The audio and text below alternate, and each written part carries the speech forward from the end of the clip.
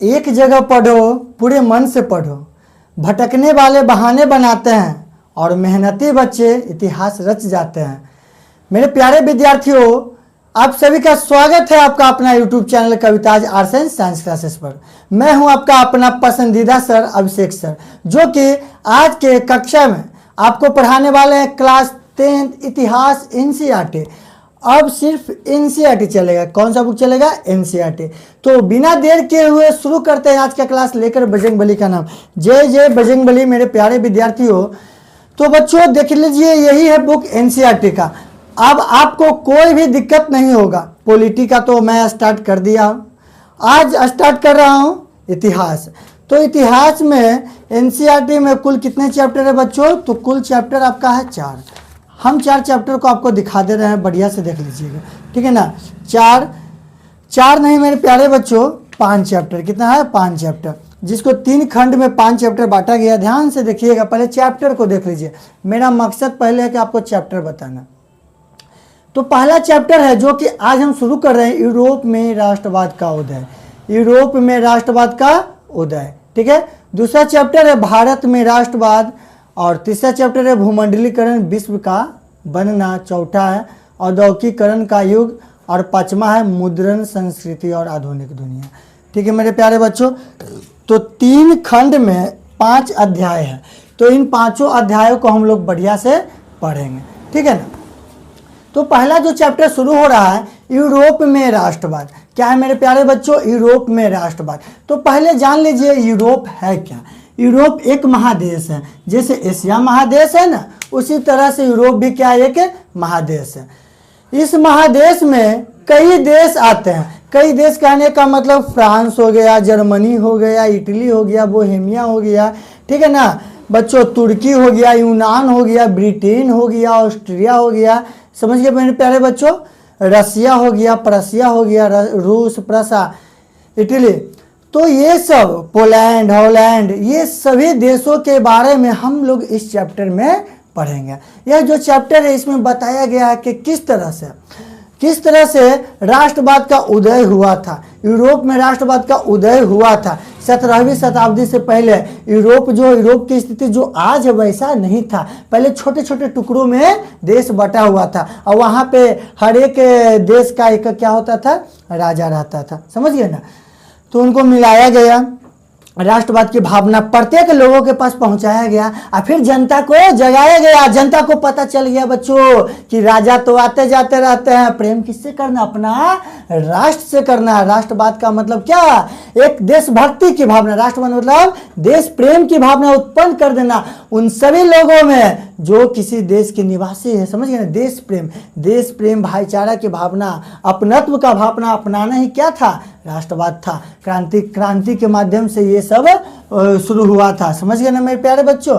तो आज हम NCERT पढ़ा रहे हैं, तो NCERT शुरू कर रहे हैं। तो पहला टॉपिक देख कर आप लोग हैरान मत होइएगा, आराम से पढ़िएगा, सब कुछ समझ में आएगा, समझ गए ना। आप लोग घबराइएगा नहीं। अभिषेक सर के क्लास में घबराने का बात नहीं होना चाहिए। चलिए, फ्रेडरिक सॉर्यू की कल्पना। तो यूरोप में राष्ट्रवाद का हमारा पहला टॉपिक है मेरे प्यारे विद्यार्थियों, फ्रेडरिक सॉर्यू की कल्पना 1848। तो हम यह किताब को निकालते हैं और पहला पेज हम लोग देखते हैं। तो यही है मेरे प्यारे विद्यार्थियों, यहाँ पर आप लोग देखिएगा, फ्रेडरिक सॉर्यू पिंक कलर से है, कलर किया हुआ, और ग्रीन कलर से लिखा हुआ क्या? 1848 में एक फ्रांसीसी कलाकार फ्रेडरिक सॉर्यू ने 4 चित्रों की एक श्रृंखला बनाई। तो फ्रेडरिक सॉर्यू जो है फ्रांस का एक कलाकार था। कहाँ का था बच्चा? फ्रेडरिक सॉर्यू कौन था? पहले ये जान लीजिए। तो देखिए, पॉइंट बाय पॉइंट देखिएगा, आप लोग नोट या स्क्रीनशॉट ले लीजिएगा। पहले मेरी बातों को समझिएगा, फिर आप लोग स्क्रीनशॉट ले लीजिएगा। फ्रेडरिक सॉर्यू एक फ्रांसीसी कलाकार थे। फ्रेडरिक सॉर्यू कौन था मेरे प्यारे बच्चों? फ्रांसीसी कलाकार थे। उन्होंने 1848 ईस्वी में 4 चित्रों की एक श्रृंखला बनाई। 1848 ईस्वी में 4 चित्रों की एक श्रृंखला बनाए। यह देख सकते हैं बच्चा, 4 चित्रों की एक श्रृंखला बनाए। 1, 2, तीसरा में जनता, चौथा में ये जो कूड़ा कचरा यहाँ पे जो रखा हुआ है ना, ये है, ठीक है। तो 4 चित्रों की एक श्रृंखला बनाए। इन चित्रों में उन्होंने एक ऐसे संसार के कल्पना के जिसे उन्होंने जनतांत्रिक और सामाजिक गणराज्यों का संसार कहा। तो ये चारों चित्रों के माध्यम से उन्होंने एक ऐसा संसार बनाया जिसको जनतांत्रिक और सामाजिक गणराज्य का संसार का। ठीक है मेरे प्यारे बच्चों, जनतांत्रिक और सामाजिक गणराज्यों का संसार कहा। ठीक है, चलिए बच्चों आगे देखते हैं चित्रों की मुख्य विशेषता। अब यह जो आप लोग इस पिक्चर में, इस पेज में जो चित्र देख रहे हैं, यह जो चित्र देख रहे हैं मेरे प्यारे बच्चों, इस चित्र को देखिएगा बढ़िया से पहले। ठीक है, अब यह जो चित्र आप लोग देख लिए, ठीक है ना, यह जो चित्र देख लिए, ये देखिए स्वतंत्रता का प्रतीक देख रहे हैं ना। तो चित्रों की मुख्य विशेषता, पहले क्या विशेषता था? स्वतंत्रता की प्रतिमा। स्वतंत्रता की प्रतिमा, यह जो प्रतिमा बना हुआ है, यह जो प्रतिमा बना हुआ है स्वतंत्रता की प्रतिमा, ध्यान दीजिएगा, चित्र में सभी देशों के लोग स्वतंत्रता की प्रतिमा को सम्मान दे रहे हैं। अब यहाँ पर देखिए जितने भी देश के लोग हैं बच्चों, जितने भी देश के लोग ये लाइन में खड़ा हुए, देखिए सब देश का झंडा है, झंडा दिख रहा है ना, ये झंडा आगे है, फिर झंडा, फिर झंडा, ये सब झंडा दिख रहा है। तो सब एक कतार में खड़े हुए और स्वतंत्रता के जो प्रतिमा उसको क्या कर रहा है बच्चों? सम्मान दे रहा है। ठीक है ना, सम्मान दे रहे हैं।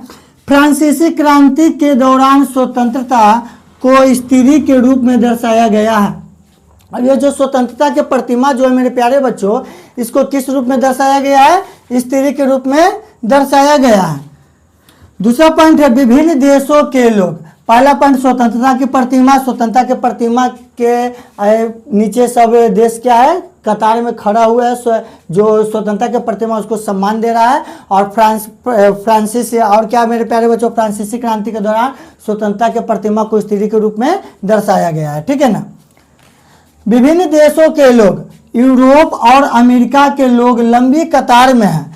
यूरोप और अमेरिका के लोग, ये जो लोग हैं, यूरोप और अमेरिका के लोग एक लंबी कतार में लगे हुए हैं, एक लंबी कतार में लगे हुए हैं। सभी अपने राष्ट्रीय ध्वज एवं पोशाक पहने हुए हैं, सभी अपने राष्ट्रीय ध्वज। और देखिए मेरे प्यारे बच्चों, यह जो कतार, लंबी कतार में लगे हुए हैं ना, सबको अपना राष्ट्रीय ध्वज हाथ में लिए हुए हैं और अपना पोशाक पहने हुए हैं। समझ गए ना, यह चीज किसको दर्शाता है? यह चीज इन देशों की राष्ट्रीय पहचान को दर्शाता है। और देखिए हम लोग का भी अपना झंडा जो तिरंगा जो राष्ट्रीय पहचान है, देश का पोशाक राष्ट्रीय पहचान होता है।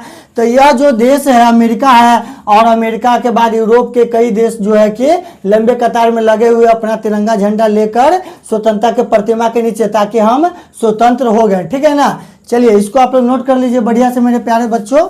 चलिए मेरे प्यारे विद्यार्थियों, तीसरा ग क्या है? मानव अधिकारों की घोषणा। मानव अधिकारों की घोषणा। तो यह जो प्रतिमा आप लोग देख रहे हैं, यह जो प्रतिमा देख रहे हैं मेरे प्यारे बच्चों, ये देखिए प्रतिमा। ठीक है ना, तो यह जो प्रतिमा है इसके सामने मानव एवं नागरिक अधिकारों की घोषणा रखी गई। समझ गए ना, ये प्रतिमा के सामने, मूर्ति के सामने मानव एवं नागरिक अधिकारों, मानव और नागरिक के अधिकारों की घोषणा को रखी गई। और उनमें कौन कौन अधिकार प्रतीक है बच्चों? तो समानता, स्वतंत्रता और नागरिक अधिकारों का प्रतीक है। तो मानव अधिकारों का प्रतीक कौन कौन है? मानव अधिकारों का प्रतीक कौन कौन है? समानता, स्वतंत्रता और नागरिक।